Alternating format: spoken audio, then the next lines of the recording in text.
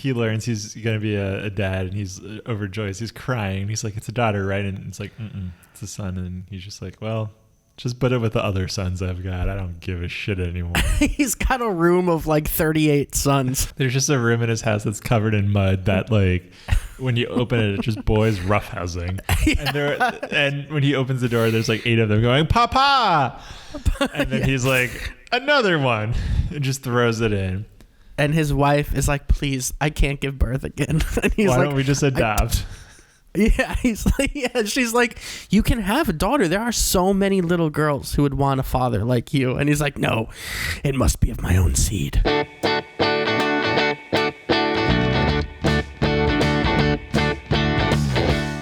Hello and welcome to the Lyric Boys podcast. I am Lucian Flores, and with me, as always, unavoidably so, is Andrew Stieglitz.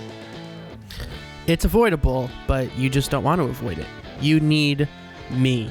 Admit it. I do need you. And the audience needs you because they tuned into the Lyric Boys podcast, and that is a plural boys situation, so they need both of us. If you don't know what the Lyric Boys podcast is and you've stumbled confused into listening to this, A, I don't know how you got there, but B, this podcast is a podcast where me and Andrew take one of our favorite bands or musical acts and we pick 10 of their craziest, most absurd, most insane, wildest lyrics, and we talk about them. We don't really break them down in a super analytical way. We just like to mine those lyrics for fun and comedic potential. Am I right? Make some noise at home if you agree. Andrew, do you think they made some noise? I heard it. Did you not hear it? Oh yeah, that wow. Audience at home, thank you. So this is a good episode. You're going to like it. You're going to love the way your ears feel when you listen to it. In this episode, we are talking about the band Arcade Fire, and we're diving into 10 of their lyrics. And if you're watching this on YouTube, you see I got my little red Everything Now jacket and a copy of Funeral behind me. So I'm revved up and ready to do it. Andrew, are you revved up? I'm revved up. I like Arcade Fire, but I would like you to explain a little bit about them. Can you do that for the audience at home who have happened to stumble headfirst into this podcast somehow? Andrew, I'm glad you asked. I wouldn't have explained to you who Arcade Fire was, but since you mentioned the audience at home, I don't want them listening confused. So audience, hear me out. Here's Arcade Fire. Arcade Fire is a band. Wow. Mind blown. I'm surprised. If you were to go to Wikipedia, they would describe Arcade Fire as indie rock, art rock, dance rock, and Baroque pop. Wow. We love it. So Arcade Fire is a band of a lot of people. It is a big, large band that's centered around this married couple, Win Butler and Régine Chassagne. I don't know how to pronounce their last name, and I apologize. But they met in Montreal in the early 2000s, and they fell in love making music, making friendship, I don't know. And they released their first EP, which is just self-titled, in 2003.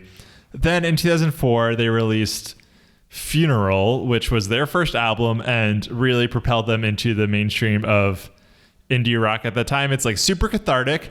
It's a very emotional album. It's very driving. It's very frantic. And yeah, it's a great album. Great album. The big song from that is Wake Up, which is just like one of the most iconic indie rock songs of all time. Yeah. And then I would say so. Yeah. They followed up Funeral in 2007 with Neon Bible, which was recorded in a church. And that album is a little more somber. It's still very cathartic and very big, and it's got like that sort of post 9/11 American anxiety in it, and it's really an anxious record. Then in 2010 they released this really long album, over an hour long, called The Suburbs, and that album is very good. It is about growing up in the suburbs and all that entails. And that album won the Grammy for Album of the Year, which is a big surprise. And that was like a big moment for Arcade Fire and probably like the pinnacle of their popularity and interest in the band. They followed that up in 2013 with the James Murphy produced album. James Murphy from LCD Soundsystem produced Reflector, which is another super long album. It's a lot more dancey. It's a little bit more electronic. It's also a good slapper. And then in 2017, they put out Everything Now, which I enjoy, but critically and commercially was like as kind of a not nearly as good or well received as their other albums.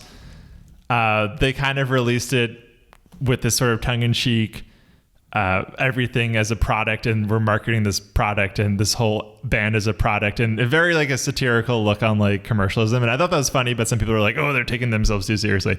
Anyway, that's where they are now. They're supposedly making new music, maybe a new record this year. I don't know. And then fun fact about Arcade Fire, Win Butler was an NBA All-Star celebrity game MVP. So there you go. What? He played in those games? He's played in multiple NBA celebrity All-Star games. Isn't that insane? That is insane. He does not strike me as a person who would not only be not good at basketball, but any sport for that matter. No offense, Win Butler. I'm not very good at sports either, but like if you look at him, you're like, yeah, that guy's not good at sports. So I'm amazed that of that fact. He's a tall guy. I think he's like 6'4", and when he wears like that like headband. So he has the basketball technique that you have, which is just be taller than other people and put it in the hoop. Yeah, I think that's how any good NBA player approaches the strategy. So be tall. Andrew, how did you first listen to Arcade Fire? Why did you listen to them, and what were your thoughts and stuff? I was tied down in a basement, and the only way I could get out was if I listened to Arcade Fire. Oh my God, same. Wow, crazy how that happened to both of us. Very unique experiences. Yeah. When did I listen to them first? They had Reflector came out in 2013, and that actually was the first time that I heard them. And my first impression of Reflector was, I don't think I really need this in my life. You're not a huge electronic sounding. Yeah, not really an electronic sounding guy. I do like LCD Soundsystem, though, I got to say. Okay. Which I feel like, knowing my taste in music, that might come as a surprise. But James, what's his name? James Murphy. Yeah, he's good. Reflector came out 2013. Wasn't super crazy about it, but then I don't know. It was just one of those things, I think, where after that, like in like 2014 or 15, just people like friends talking and stuff, where I was like, maybe I should just go back and listen to their old stuff because people really like this band, so there must be something about them. And I listened to the Suburbs album first, and it's so good. That album front to back is just amazing, and it's just like I thought that I was going to hear more like Reflector, but the more I listened to the 3 albums that came before it, the more I was like, oh, Reflector is the one that's different and not the other way around. Yeah, I do think they have a good job of changing up their sound enough in each album that there is some change in sound and style. There definitely is. Yeah, each album of theirs definitely marks like a point in their career sound-wise. Mm-hmm. But Reflector definitely felt much more of a pivot than the Suburbs, Neon Bible, and Funeral. Absolutely. Funeral and the Suburbs were the ones that I know really well. I was listening to Neon Bible earlier, and I was like, fuck, I kind of missed this album. This is a really good one, too. Yeah, I think at this point, Neon Bible is probably a little overshadowed by being sandwiched between Funeral and the Suburbs. Yes. Yeah, the sophomore slump.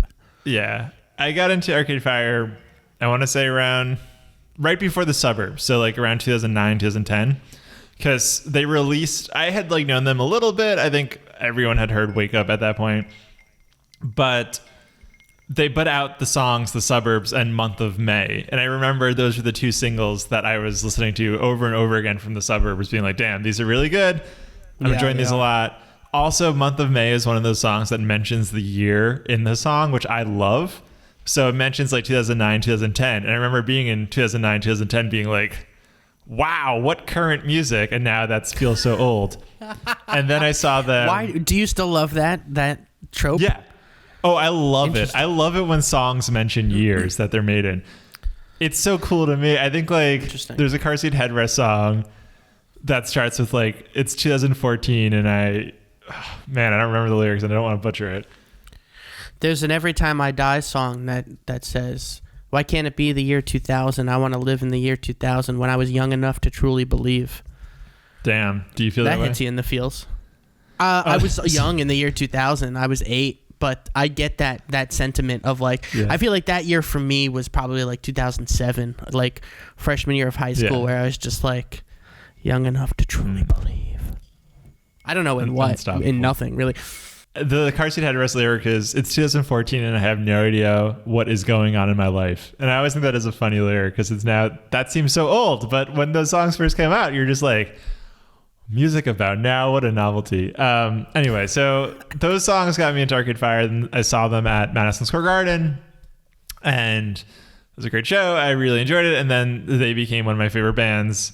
And they still are one of my favorite bands. They've kind of like fallen back a little bit over the last couple of years. Like, The National has been a very consistent band I love in the same period, versus I think Arcade Fire's had like bigger peaks, but also lower valleys in terms of how often I'm listening to them. But in listening to them again, preparing for this podcast, I was just like, wow, they're so good. They are so fucking good. They write so many amazing, just anthemic, cathartic songs that it's shocking. Like top to bottom, like the most...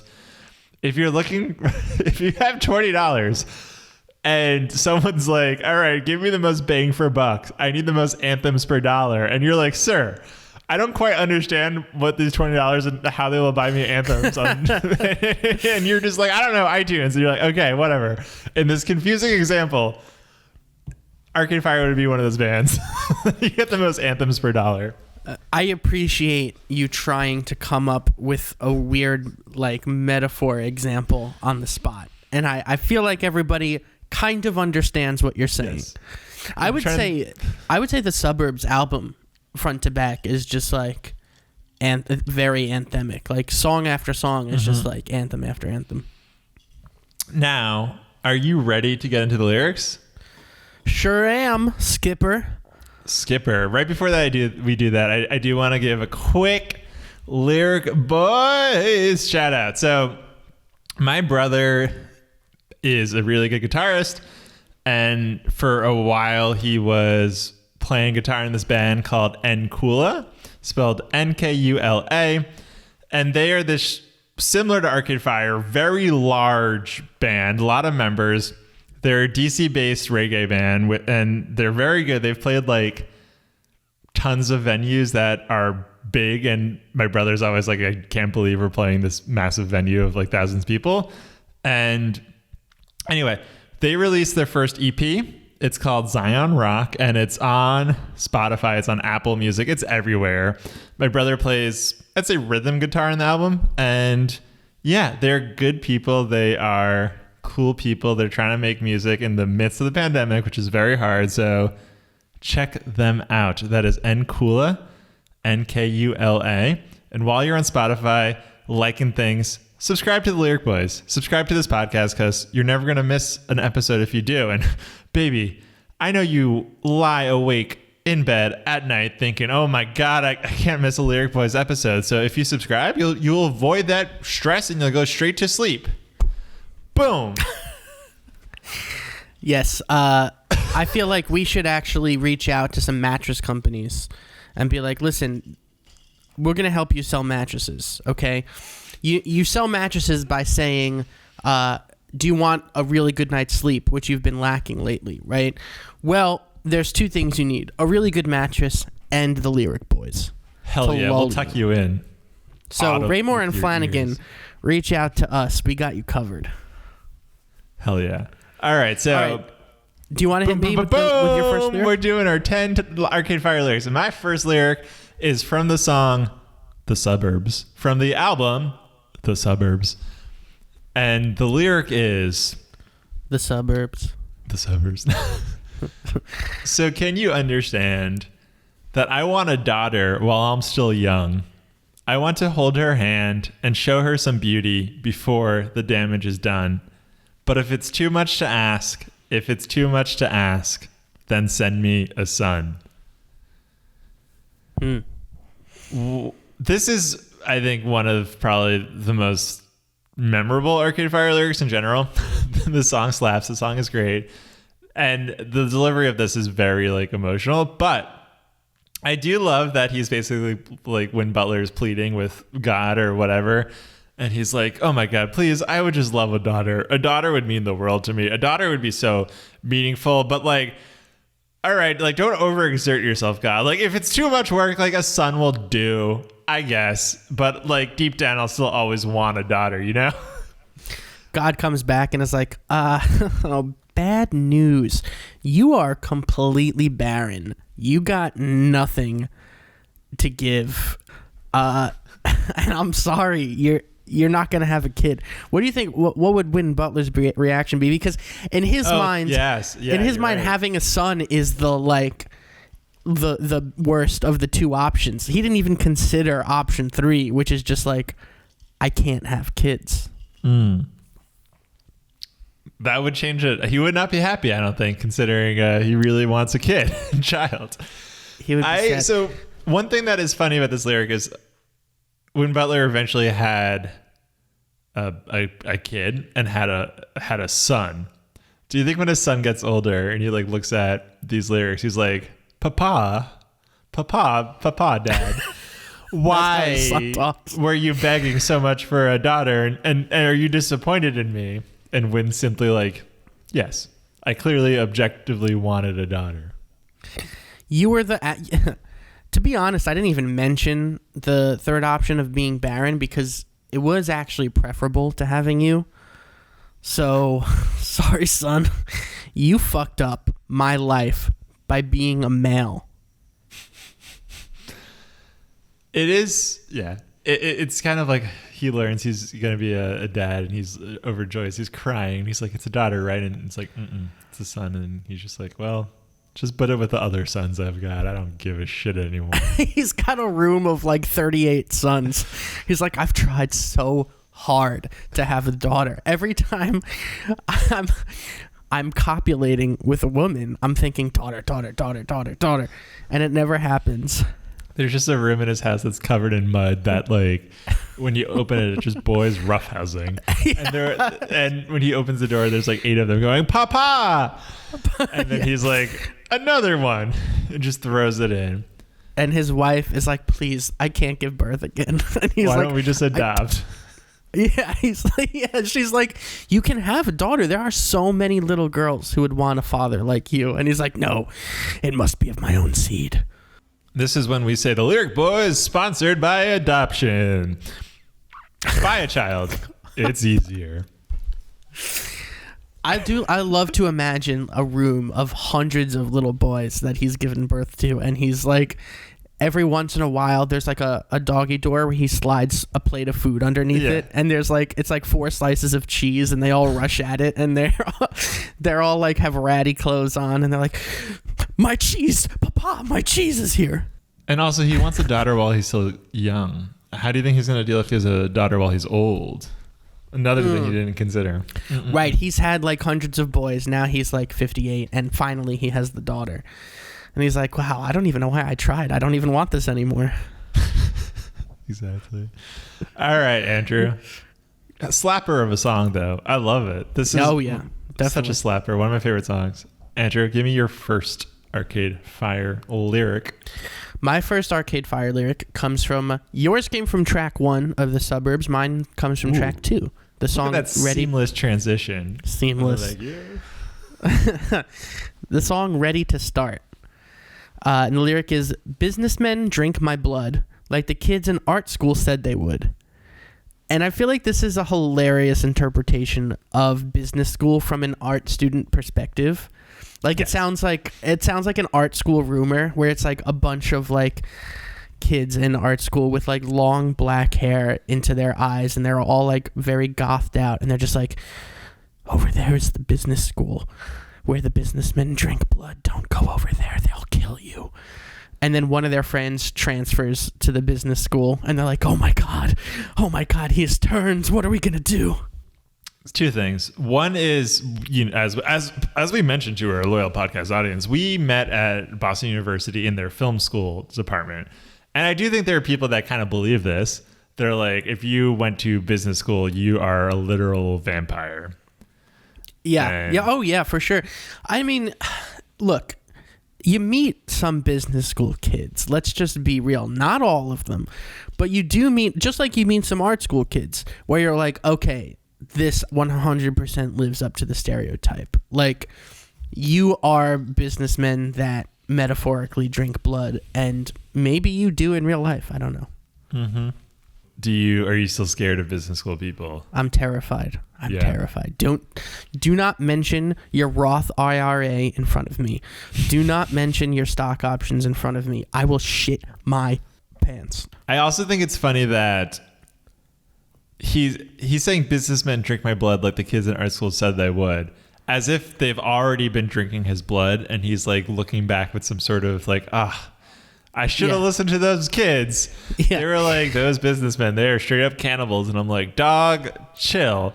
And turns out businessmen, boy, they are straight up Army Hammers. Am I right? Oh, wow. Shout out to the cannibal himself. I am 100% a cannibal. I want to eat you.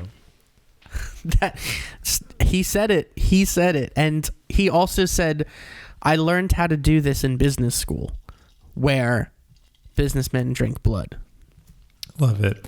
Audience at home, if I'm very self-conscious at this point in the podcast because I'm drinking a margarita, heard of it, and there's a lot of ice in my cup, and every time I take a sip, I'm worried that you're just getting a ton of ice in your ear, and you're like, oh my God, where are these boys recording from the North Pole? No.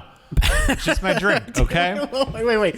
Is your vision of the North Pole ice is in the air and it's just flying around the air, clanking together like ice in a glass? And if you go to the North Pole, you will just hear like the clanking of ice everywhere? Yes. Naturally. Okay. Yes. I've seen enough movies. I've read enough books. I've done the research. All right. So my second Arcade Fire lyric comes from the album Reflector. Sorry. The lyric is from the song Normal Person. And this is one of like my, I think, most quoted Arcade Fire lyrics. I just think it's so funny. So the song starts with like some just kind of banter as if they're performing live on a stage. And Win Butler is just like talking about the monitor levels, and he's apologizing for talking about the monitor levels, all this stuff. And then he takes a really deep sigh and he just goes, oh man. And then he says the lyric, do you like rock and roll music? Because I don't know if I do. And he proceeds to play. This is a very like rock and roll kind of song too. Yeah. He proceeds to play the song, and it's the most like it just, when you hear it, it is the sound of someone who is so over performing and is so over the songs that he's performing, and he just wants to get it done, and he's just like beaten down by the industry and by recording and by playing live. And the vibe is so fun to me because he kind of like sings it too. It's just such a fun start to a song. In my mind, yeah. Like, I don't even know if I like music anymore. By the way, here's our hit song. By the way, you guys must like it. I mean, we're playing it for you right now. You fucking sheeps. I mean, I have no experience of what it's like to be in a successful band that has a gigantic hit song, but it has got to be weird to have those hits that you have to play. And it's like, if you don't do them, like Arcade Fire is going to perform Wake Up every single show. Paul McCartney is going to perform Hey Jude every single show. Like every band has like one or two of those songs. Mm-hmm. And I wonder what that just feels like when you're playing your like 1,500th show and you're performing Wake Up for the 1,500th time. Like, what must that be like? Yeah, I don't know. I mean, as somebody who does write music and I like would love for people to hear it, I mean, I don't know what it's like to be that jaded. So like in my mind, right now, right? Grass is always greener, right? You're always going to be happier somewhere else. But in my mind, like, that's kind of the dream for me. I would fucking love that if I had like a wake up song or like a Hey Jude, where just a fucking football stadium is singing along with shit that I wrote. That sounds cool. I would want that. I do get the vibe I get from the beginning of the song, though, isn't like this is Arcade Fire talking about Arcade Fire. To me, the vibe like gives off like bar band vibe. Like they've been on the road, they've been on a van. It's been fucking awful. Their car broke down. They had to siphon gas from another car. Like that sounds fucking terrible. And then he's in a bar of like 8 retirees about to play a song, and that's the vibe I get here. Which is just like, I mean, oof. That sounds like a rough vibe. And like, I have not toured, but I have done like weekender stuff with a band, and that necessarily was not for just like the idea of like, wow, we're gonna drive like 4 hours and maybe play to like 3 people. That sucks. That's a terrible feeling. But like to have like a huge song that you have to play every single night, even if you're sick of it, like, I don't know. I feel like I'd find a way to like rejuvenate life into that song every night. Especially if I'm getting paid. Hell yeah. So last thing about this is just that the way he says it, I think, is so much brings so much of the fun too. He basically goes, "Do you like rock and roll music? Because I don't know if I do." And he's just like singing it at the mic. Like, imagine, I could totally see that vibe of like seeing a jaded musician live who does not give a shit. And there are definitely those bands that are notorious for that. Yeah. Like, okay, famous curmudgeon, like a Van Morrison type, who's objectively seems like a crazy asshole, right? Who use like time and time again, people are like, Van Morrison is horrible to deal with. I can easily see Van Morrison. Do you have an example of that? Because I don't really know this about him.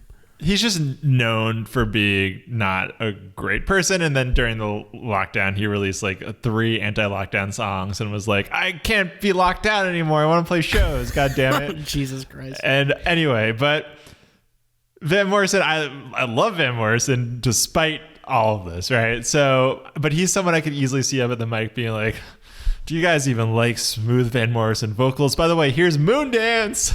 Yeah. Yeah.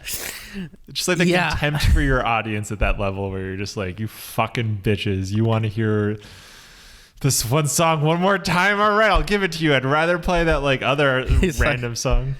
He's like, this song sucks and you have no taste for liking it. Anyway, here it is. Exactly. All right, Poppy Steegs, as we call you in the podcast. What is your second Arcade Fire lyric? All of every single friend I've had has called me Poppy Steegs. My second Arcade Fire lyric is the song Creature Comfort off of Everything Now. The lyric is, assisted suicide. She dreams about dying all the time. She told me she came so close. Filled up the bathtub and put on our first record. Yes. Yeah. I mean, if somebody actually did tell him this in real life, like, hey, I came so close to dying because I like almost killed myself listening to your first record. I mean, I don't even know how one would react to that. Would he? It feels like he almost took that like pridefully in that moment. He was like, hell yeah, we get sad, baby. Do it up. Bring that toaster in the tub.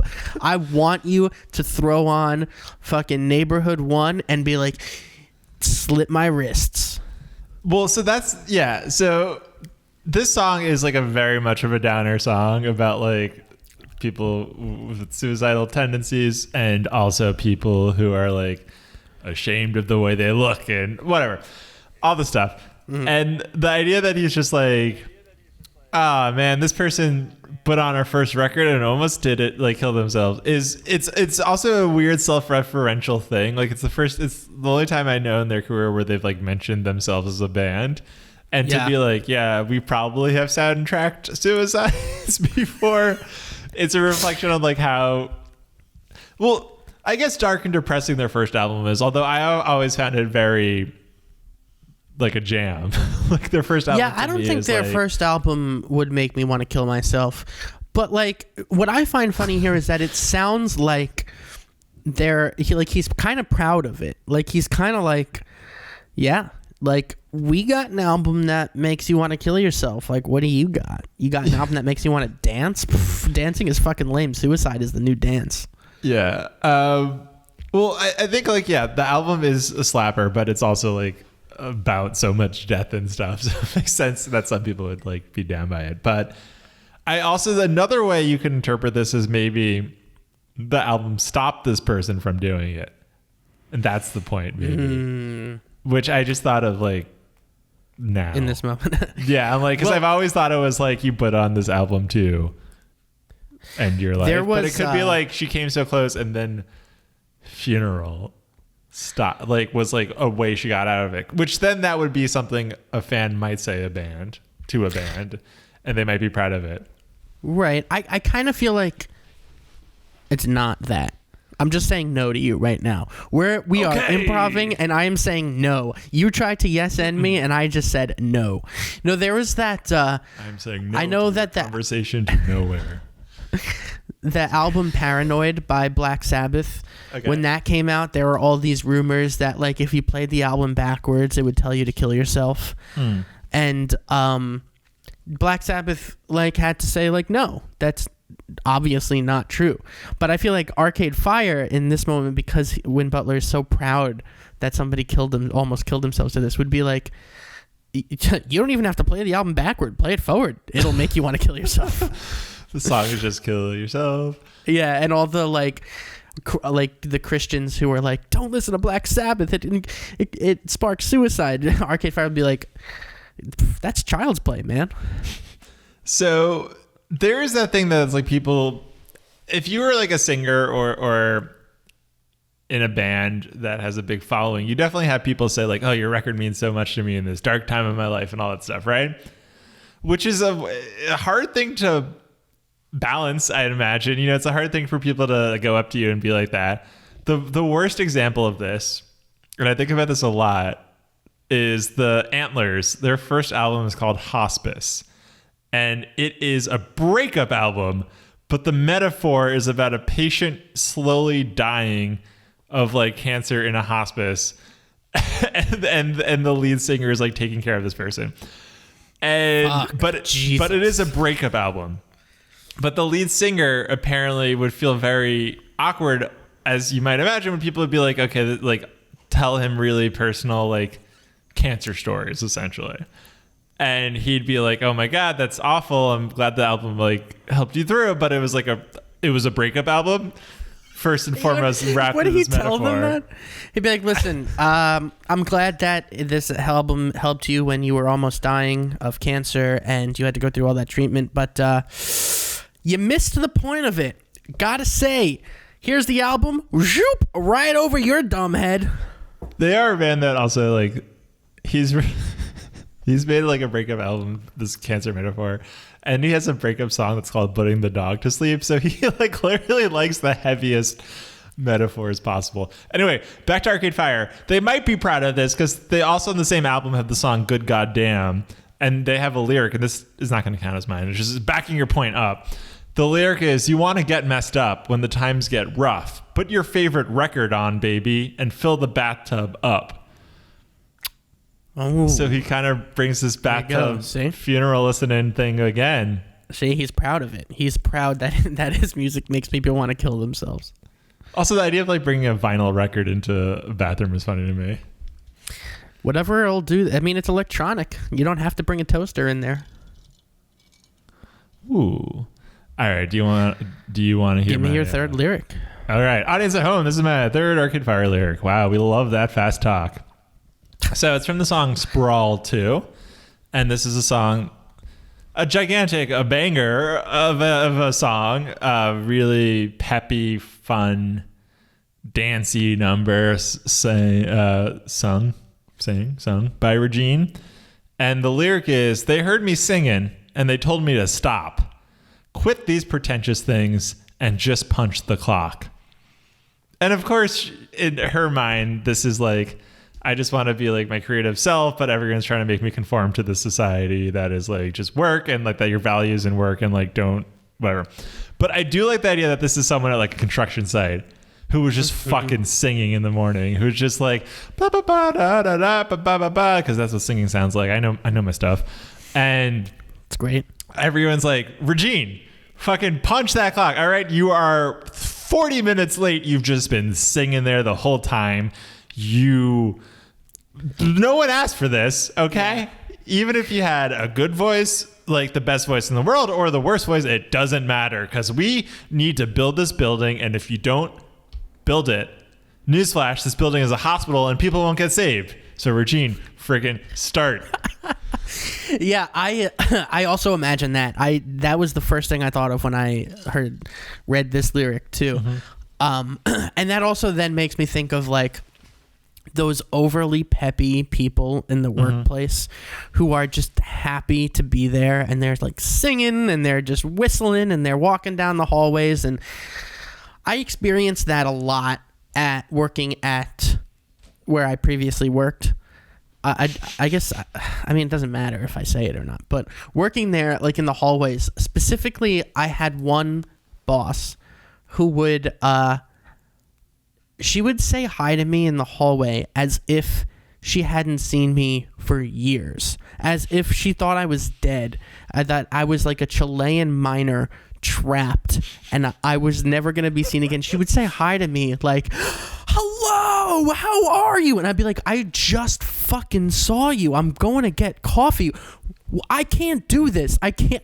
Like, there were times really where I was like, I can't fucking pretend that I'm like as happy. I don't think I'll ever be that happy in my life, as happy as you are right now. You are so happy to see me. Great. That's great. I'm glad you're happy to see me. I don't give a fuck about seeing you. It's like you walk to the bathroom and she's like, hello, Andrew, where are you going? And you're like, to the bathroom. And then 15 minutes later, you walk out of the bathroom. She's like, Andrew, how was your time? She's like, standing there waiting for me. And I'm like, oh my God. Oh my God. It was just every day. And I, like, the first couple times it happened, I was very taken aback. I was like, did she not realize that I was here like yesterday? Like, I was genuinely confused. And then I was like, oh, she's just happy. That's what happiness is. I also know that you are someone who expects cynicism and like people to be like rough to you. Because I remember you came to upstate New York and you were like, wow, the people at the Dunkin' Donuts in upstate New York were so nice to me. They were like, have a good day. And you were just shook. Everybody on Long Island is fucking mean. They're just bad. Dude, they're just bad people. They're just mean. I'm sorry. I'm sorry. But like, I fucking call up the doctor's office and they're like, yeah, what do you want? I'm like, I'm sorry. I just want to make an appointment. One time I called the doctor's office at 3:00. She picks up. She goes, yeah. How are you? I was like, hi, I'd like to make an appointment. And she's like, who told you to call this late? And I was like, what do you mean who told me to call this late? Nobody told me to call. It's 3:00 like in the afternoon. Going around town. Yeah. Yeah. Long Island you go into doctor. like a Dunkin' Donuts on Long Island. They're like, yeah, what? God, you want a fucking donut? You go to a Dunkin' Donuts upstate and they're like, sir, please let me put down my jacket so you can walk in so your shoes don't get muddy. Now, I also like that Régine, and whatever her job is constantly singing, is constantly like dancing, because she also has like those streamers, those like things in her hand that she moves around like in the song.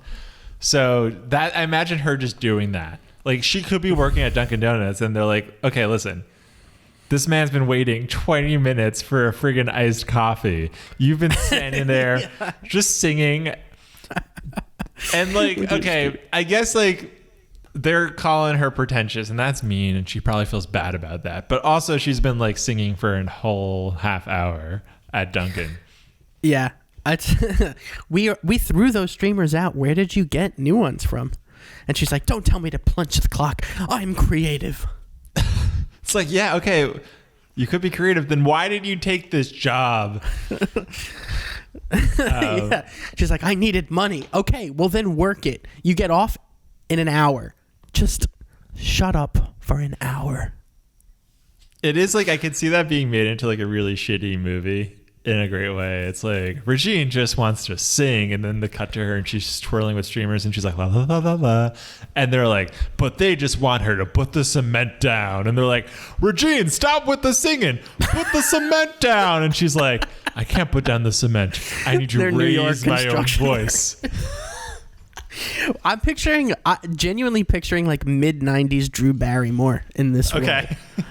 And she's like happy and singing, and she for some reason is working on a construction site in Staten Island, and she has like a hard hat on, and like, hey Régine, what are you doing with the singing? We're trying to fucking build a hospital over here. She's like, my voice is my hospital. So I pulled a couple YouTube comments from this song. Okay. The first one is, so this song is also about like the suburban sprawl and dead shopping malls rise like mountains beyond mountains, right?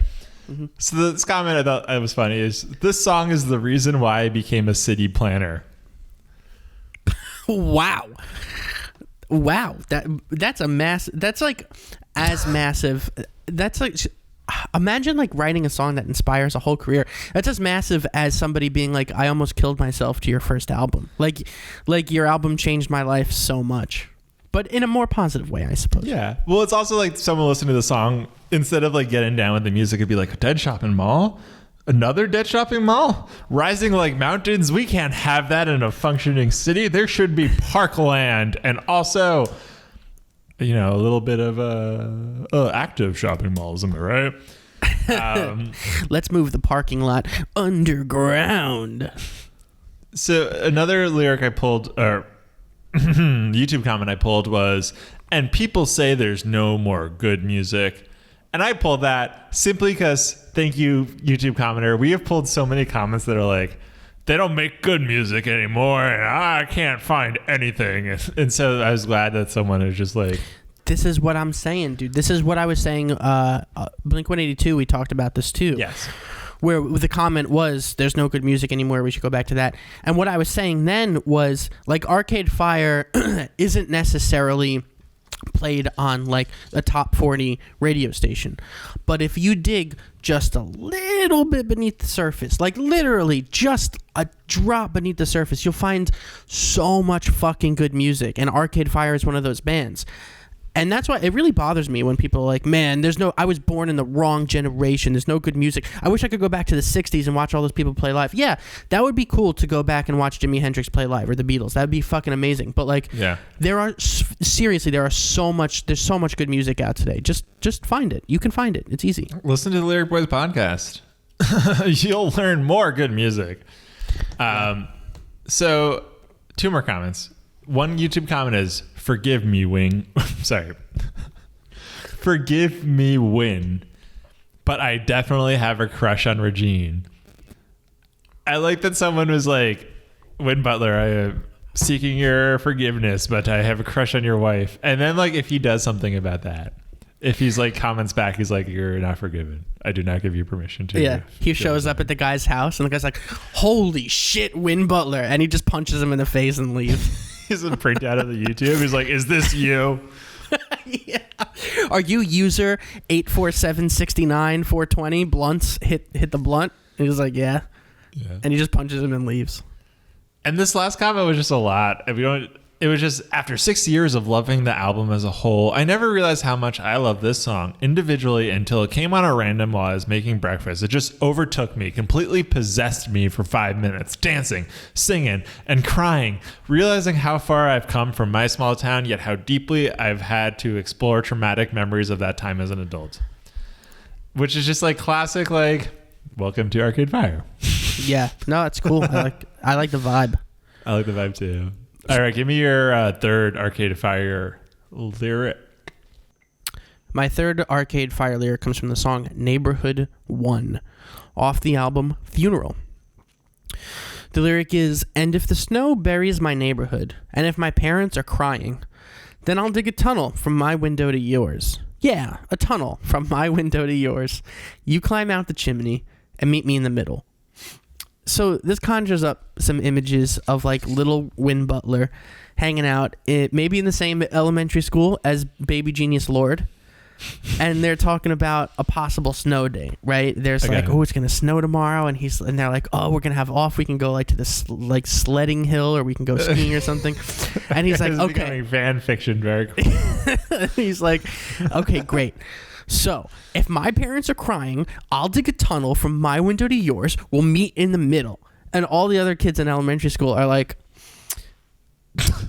what's going on with you? What's going on with why your parents? Why are your parents crying? Yeah, what? He's like, oh, like when it snows and your parents cry. Like, you know how that is, right, guys? And then also at like, dinner your parents cry, but also in the morning your parents are crying, right? That's boys. You know when you go to bed and your parents are crying, and then you wake up and they're still. It is like those little crying? things you reveal about your home situation that you don't realize. You're like, oh yeah, last night was the night my dad completely breaks down and has an existential crisis, so we ordered Domino's. Oh man, I love Wednesday Domino nights. Yeah, and everyone else is like, Win, there's something there. No, one of my favorite things about this lyric. So Neighborhood Number One is a slapper, but aside from it being a slapper, it is a song that to me conjures, of course, up this like beautiful wintry day. It is like first snowfall of the year. I put on Funeral generally. I like to start a good snowfall with Neighborhood Number One. But it is a song that starts with the word and, which I think is interesting. It is an opens the whole album like that. Yeah, the whole career of Arcade Fire started up with an and. That is... So what you're saying is that in your head there's something before this that was omitted, right? Okay. Yes. That's what I want to know. Because it starts with and it's a drawn out and, right? If the snow buries my neighborhood.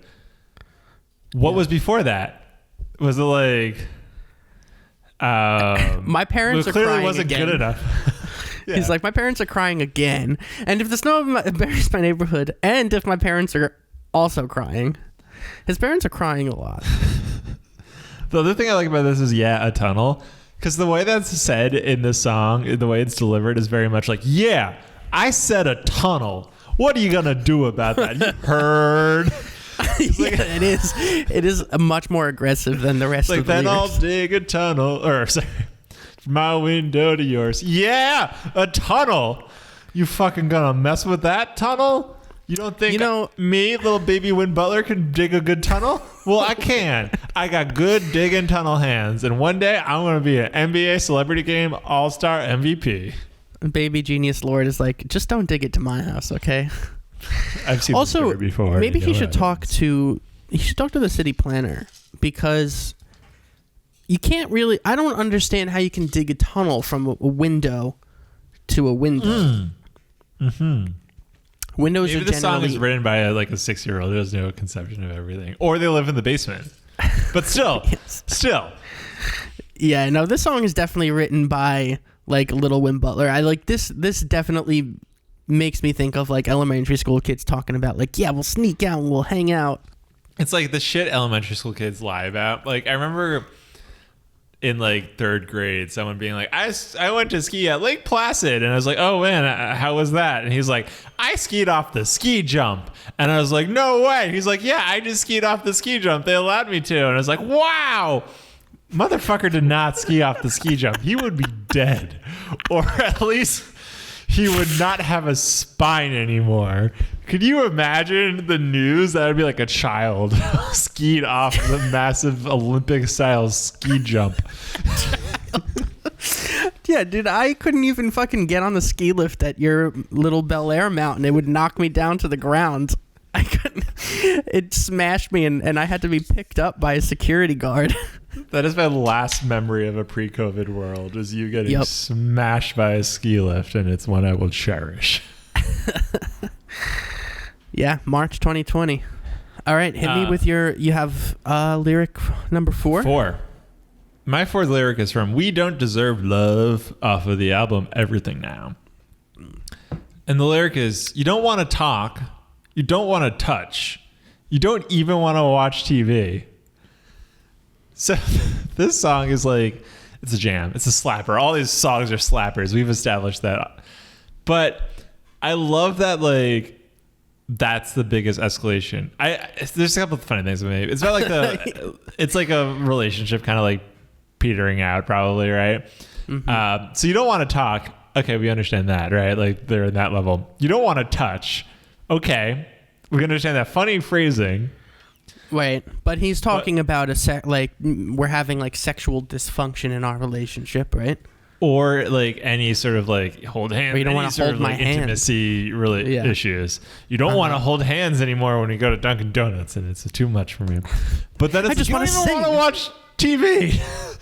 It's like, come on. I understand not talking. I understand not wanting to touch me, but you don't want to watch TV. There's so many good options. We got all the streaming. Why did I get HBO Max? Why did I get Hulu? Why did I get Peacock? Why did I get Fubo TV? If you don't even want to watch this stuff. We're in the golden age of television right now, and you're telling me there's nothing?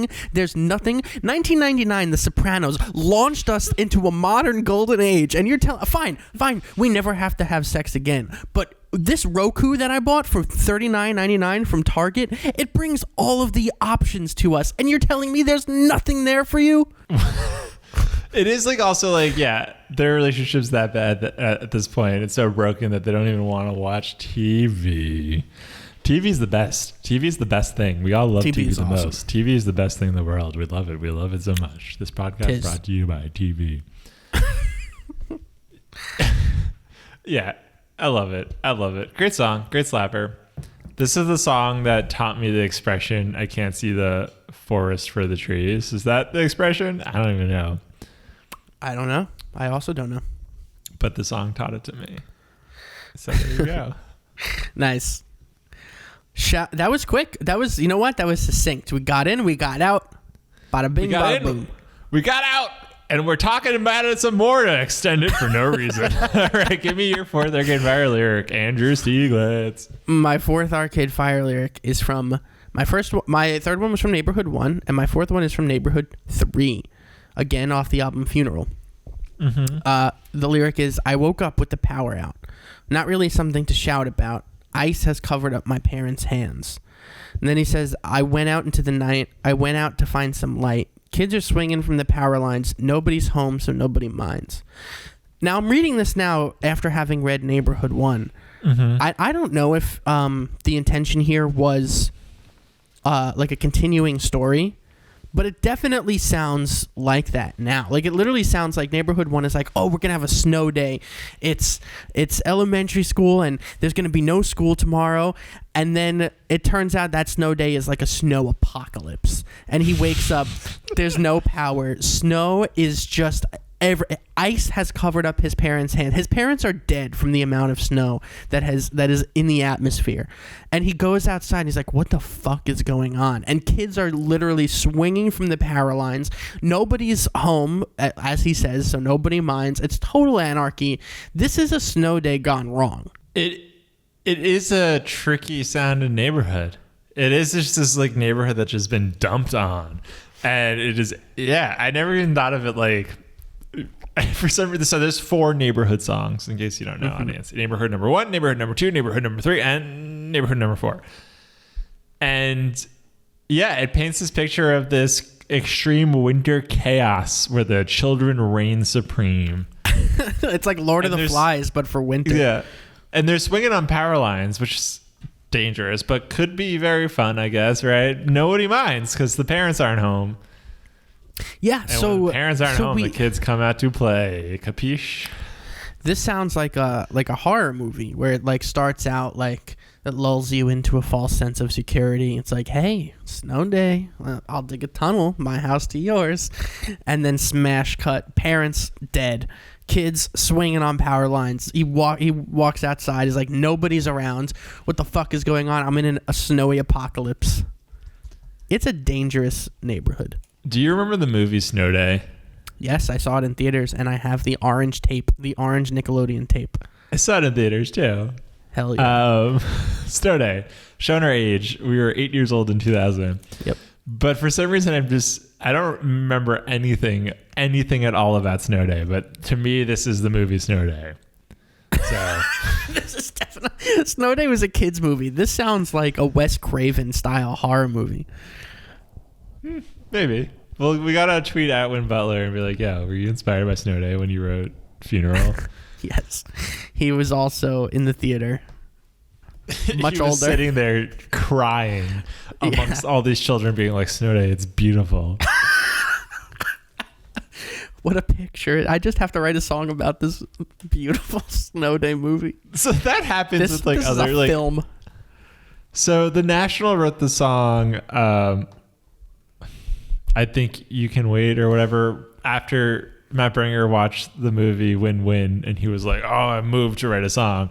And then Sufjan Stevens wrote 2 songs about Tanya Harding after watching I, Tanya, and he was like, "I hope they use this for the outro." So that happens. But the idea that Funeral was created because of the movie Snow Day came out 4 years later. And yeah. Well, it took 4 years for him to process his emotions from watching Snow Day. And the whole album is a concept album about the characters in Snow Day. I remember nothing from that movie, by the way.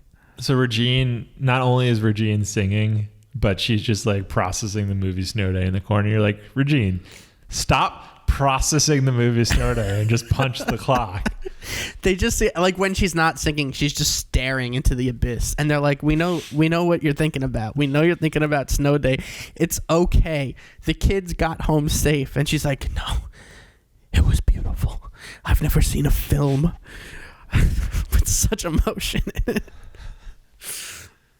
So my 5th and final Arcade Fire lyric of this podcast episode is from the song Rebellion Lies, in parentheses. From so the lyric is, right? Sleeping is giving in, no matter what the time is. Sleeping is giving in, so lift those heavy eyelids. Now, that is a bad mindset. To be like, sleeping is weak no matter what time it is you're sleeping. It makes me think of like those people that are like, you gotta hustle, #hustle every single day of your life. Oh my God. You gotta grind, wake up and grind, go to sleep and grind. Don't even sleep. You're gonna like the beginning of college when people are like, there's so many different sleep cycles you can do. Not only can you get 8 hours of sleep, but you can have a 20-minute nap every 2 hours. And you're like, who the fuck would do that?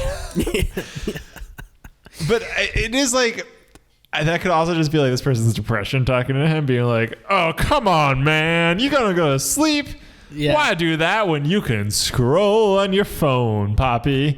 I know you, and I know you like this phone. I know you're not going to need this sleep, and I know you're going to want to scroll, baby. So just scroll.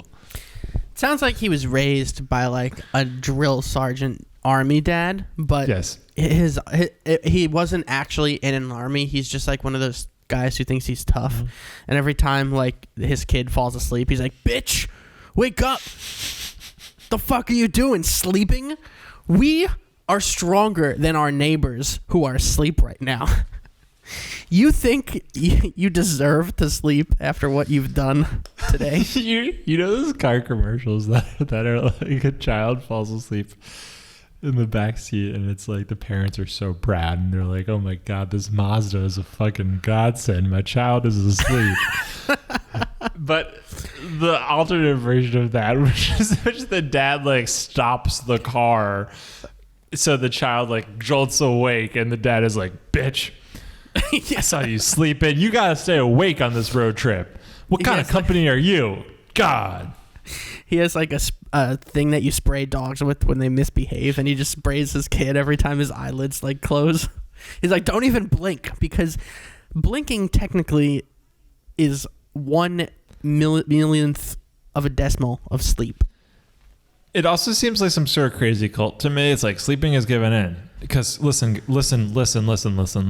I know you might think this is crazy, but I've been up for 12 days straight.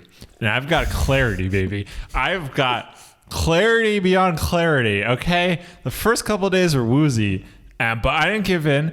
And now listen. I'm talking to God. He said, what up, Yeezus? I said, not much, just chilling. Trying to stack these millions. And, oh man, everything is crazy. So, yes, love it. It does remind me of like a guy who's like, I have seen God. I have talked to God. And you're like, maybe you should just get like a few hours of sleep because I think you are hallucinating and your brain is fucked right now. You're just like, shut up, Kermit the Frog. Your rules mean nothing to me. Have you... Okay, there's definitely like a period of my life where I'm like, I just did not like going to sleep. I was just like... Yes. And I think that's... I'm still there. Yeah, I feel like I've only recently got it. Oh, only like during the pandemic have I been like, you know what? I like sleep and I'm going to take it. But there's definitely a period where I'm just like rebelling by staying up a little bit too late. Or just being like, I don't have to sleep. Or like, there's that sadness that's like, well, I guess the day is done and I can't keep having fun. Yeah. And I mean, I'm just like I've never really been good at going to sleep. Like, I feel like there are people... Same for the most part. Yeah. Specifically, my girlfriend she can literally just, boop, like turn it off. Like if she wants to like hit a switch in her head and go to sleep at any point in the day, she can do that.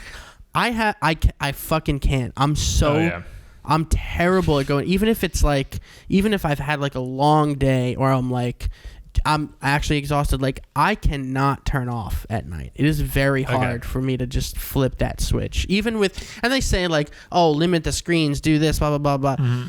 Fucking, it's hard, man. It is hard. Andrew Stieglitz, the audience at home is waiting. What is your fifth and final Arcade Fire lyric? My fifth lyric is from the song In the Backseat, also from Funeral. Wow, all of mine... Oh, no, only 3 of mine came from Funeral. The lyric is, I like the peace in the backseat. I don't have to drive. I don't have to speak. I can watch the countryside, and I can fall asleep. My family tree's losing all its leaves, crashing towards the driver's seat. The lightning bolt made enough heat to melt the street beneath their feet. And the reason I read it like that is because... Then you read it? The reason I read it... Bow. Shots fired. Audience at home. You heard Raisin, didn't you? Andrew? Sorry. Wow, we've officially reached the dumbest joke that we've ever made in all, 14 episodes of this podcast? I don't even know. We even have a podcast? I don't even know what I was doing.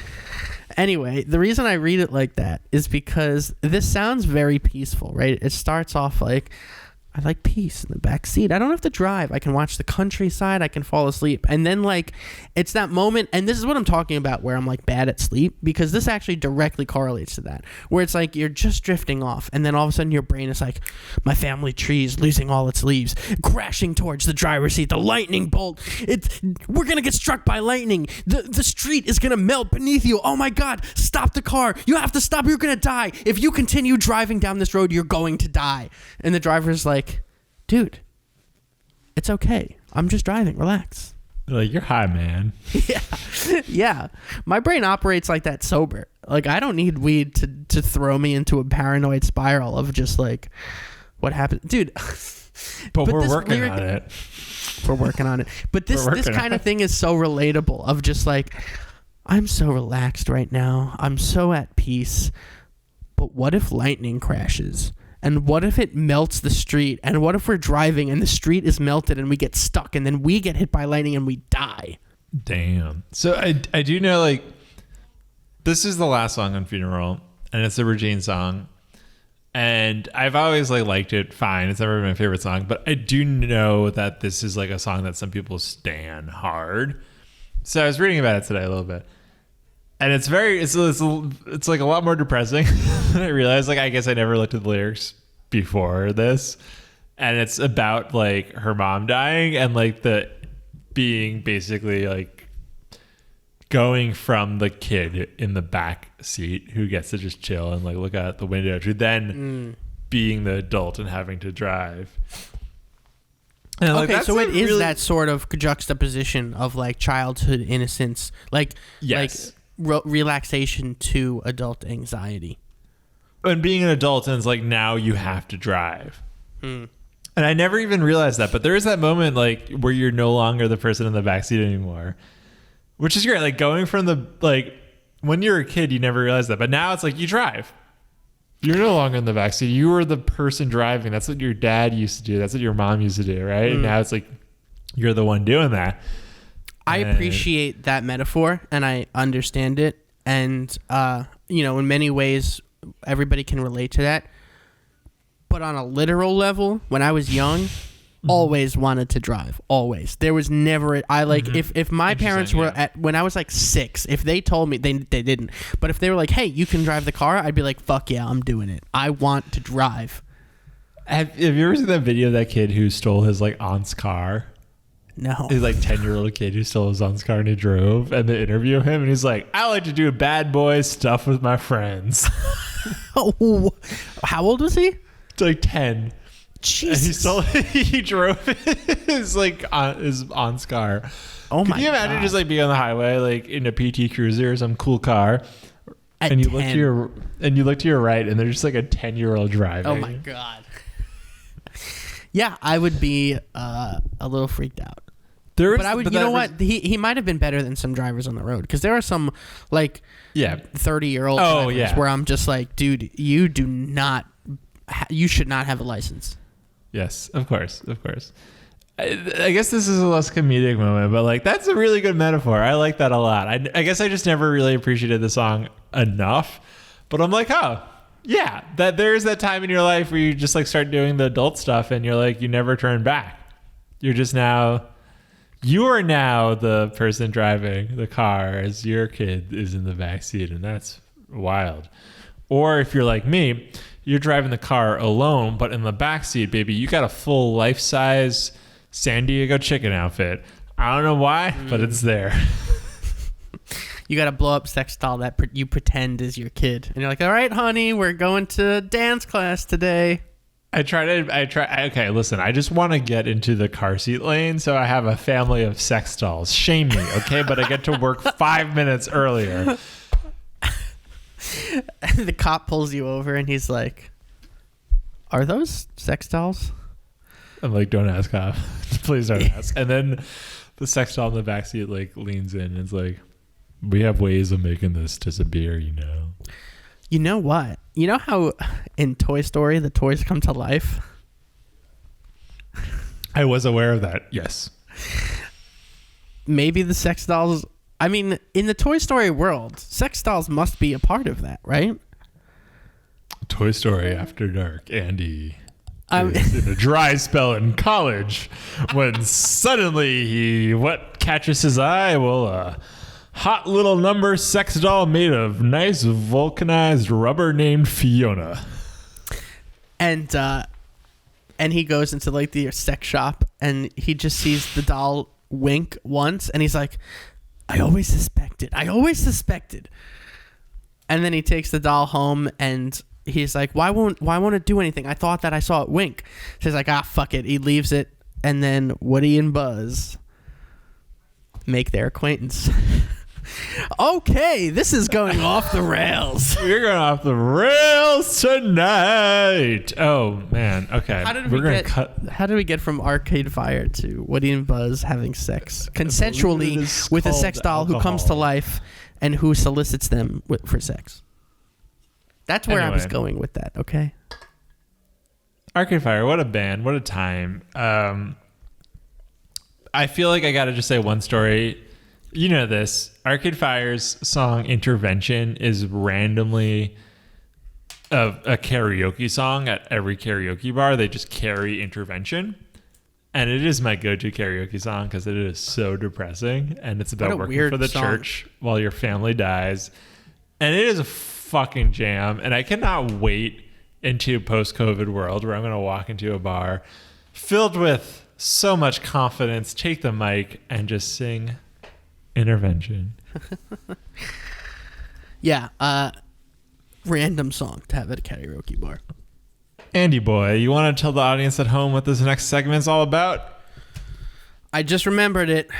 This is why I just reached for a pen.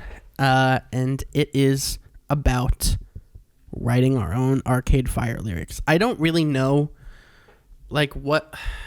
I guess I kind of have an idea. All right, let's try it out. All right, I got something. It's not good. It's not good at all, but I got it. One second for me. All right, here we go. I got something.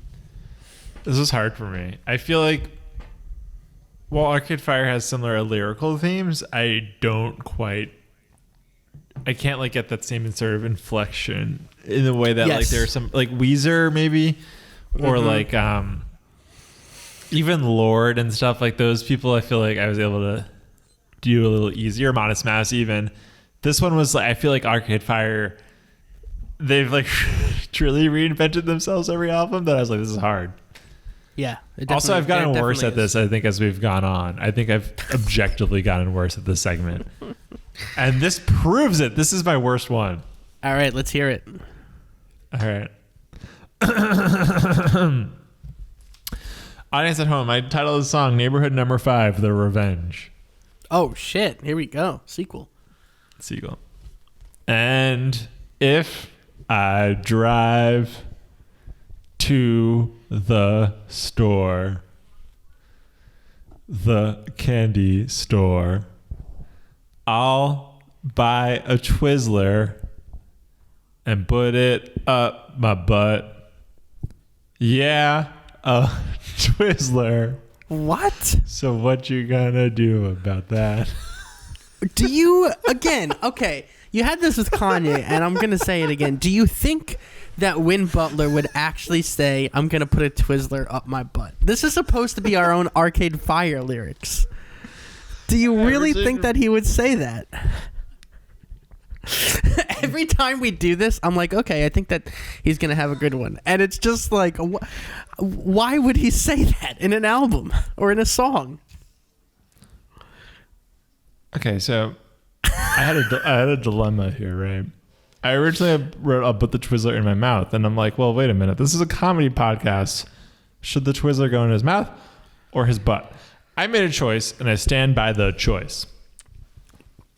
Okay. Boom. Shots fired. All right. You want to hear mine? This segment, as I understand I'll hear yours. This segment, as I understand it, is supposed to be our own Arcade Fire lyrics, our interpretation of what somebody like Win Butler would write. Okay, so this is yeah. But it could be comedic too, you know. Like, of course, Lord's not going to sing about the Monster Mash. But I made her sing about the Monster Mash. All right, here we go. You ready? All right, here it goes. I woke up in the middle of the night, frantic but wanting to cry. Drive out to the country to escape this mess, the cold caressing my tired chest. I swear I tried to mend, but there's nothing left to defend. Do you think Win Butler would really sing about the country? Oh my God. You're right, he only sings about the suburbs. He doesn't sing about suburbs or cities. Come on. That was a dark, depressing lyric. Yes, it was depressed. I tried to get depressing. I tried to get he drives out. I tried to get mentioning the cold. I tried to get the night. I tried to get all. I think we both did an admirable job. Congratulations to us. Congratulations to the Lyric Boys podcast for finishing another episode of the Lyric Boys podcast. Hey, honeys. Hey, content hounds. Hey, Lyric Boys stands. Okay, stop shipping us. It's annoying.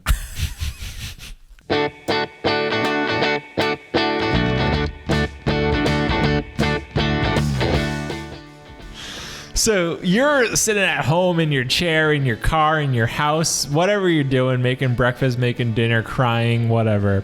You want to find more Lyric Boys action. Well, you can follow us on Instagram, Twitter, Facebook, TikTok, and I don't know, maybe soon to be Clubhouse, who knows? But you can find us at The Lyric Boys. We are there on social media, and we are ready to hear your compliments and your negativity. We're also on YouTube, so if you like to watch these videos and see our faces and see the faces that belong to these dumb comments, you can.